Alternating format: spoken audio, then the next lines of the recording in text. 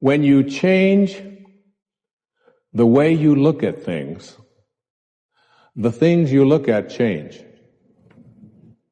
Albert Einstein once observed that the most fundamental and major decision that you have to make in your life is this: do I live in a friendly or a hostile universe? Which is it? Is it a universe that is filled with hostility and anger and people wanting to hate each other and people wanting to kill each other? Is that what you see? Because when you see the world that way, that's exactly what you will create for yourself in your life. This is from great scientific minds. And the interesting thing is that this is not just a clever play on words, that when you change the way you look at things, the things you look at change. I'd like you to imagine the following scene. You're in your house. You've got your car keys in your hand. The lights go out. Power failure. You can't see a thing. You stumble around in your living room and you drop your keys. And you look around for a moment and you realize that you're never going to find them in the dark. But you look outside and you notice that the street lights are on. So in your mind, a light bulb goes off. I'm not going to sit around here in the dark and grope around looking for my keys when there's a light on outside.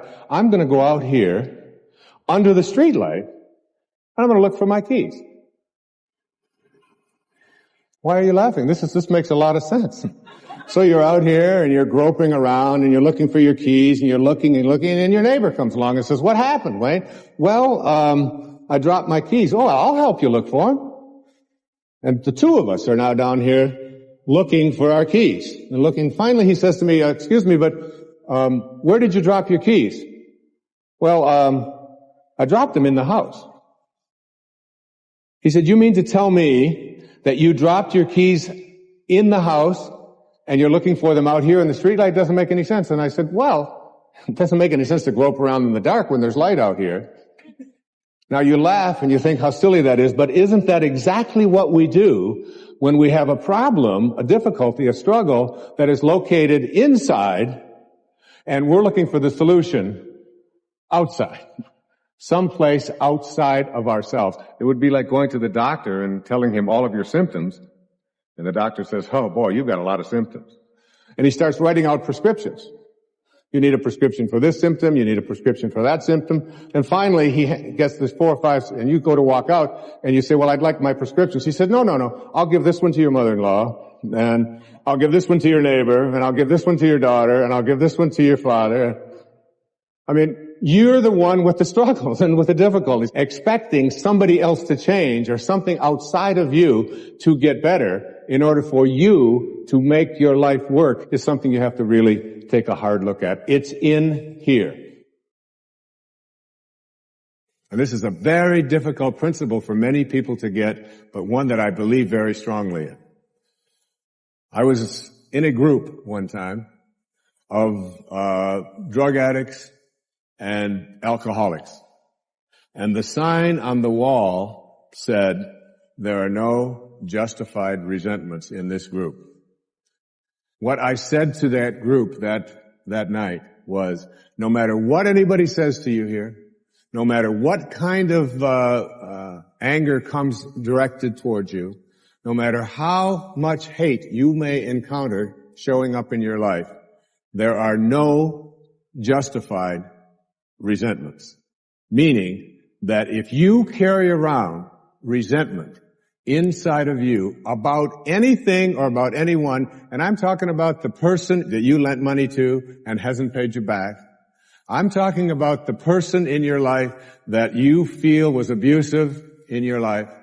I'm talking about the person who walked out on you and left you for somebody else.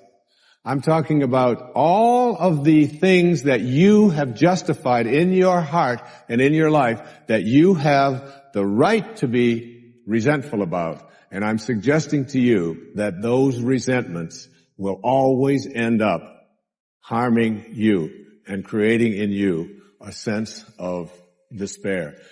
No one ever dies from a snake bite. The snake bite will never kill you. You cannot be unbitten. Once you're bitten, you're bitten. But it's the venom that continues to pour through your system after the bite that will end up destroying you. There are many ways to get the things that we want for ourselves in our lives, but basically it all begins with how we choose to think. As you think, so shall you be. 7 little words that I think are perhaps the most important things that we can learn and master in our lives. This old proverb notion that I become what I think about all day long. And once you know that what you think about is what expands, you start getting real careful about what you think about.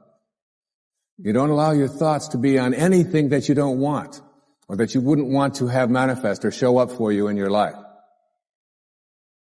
Have a mind that is open to everything and attached to nothing. One of the central principles of my life is that no one knows enough to be a pessimist about anything. And that each and every one of us, when we close our mind to what is possible for us or what is possible for humanity, closes off the genius that resides and lives in each and every one of us. Having an open mind doesn't necessarily mean finding fault with all of the things that you've been taught by others. It means opening yourself up to the potentiality and the possibility that anything and everything is possible. So having a mind that is open to everything and attached to nothing really means finding within ourselves the ability to get rid of a trait that I find so common in the contemporary world. Do you know that most people that I meet spend their lives looking for occasions to be offended? They actually are out there hoping that they can find some reason to be offended. And there's no shortage of reasons. They're out there everywhere. The way this person dressed, what this person said, they turn on their TV, they hear the news, they're offended by this. Someone used language that they didn't like. Someone doesn't share the same customs that you. And people all day long. In fact, if you keep track tomorrow, you will find probably 100 reasons that you can go around being offended.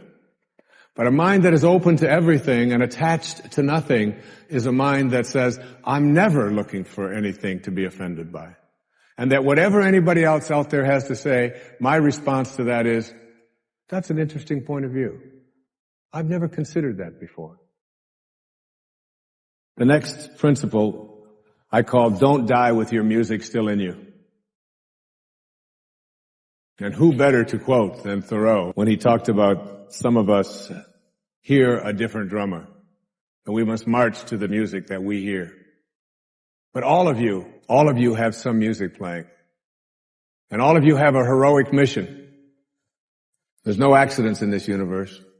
We all show up here with a purpose. There's an intelligence that is a part of everything and everyone, and all of us are connected to it. And too many of us are afraid to listen to that music and march to it. You out there, I know you have a book you wanted to write. I know there's a composition you wanted to compose. I know there's a song you want to sing someplace. Maybe you want to raise horses out in Montana. Or maybe you want to open up an ice cream shop on Cape Cod. Who knows what it may be. Maybe you just want to travel and see the world. Maybe you want to go into a relationship with someone but you've been afraid to, but your heart says it's the right thing to do. All of us feel something. And in Leo Tolstoy's famous novel, The Death of Ivan Ilyich, he asks this question that would be terrifying to me. He says, as he has his accountant from Moscow lying on his deathbed, contemplating the horror of this question, what if my whole life has been wrong? I've known what my music is.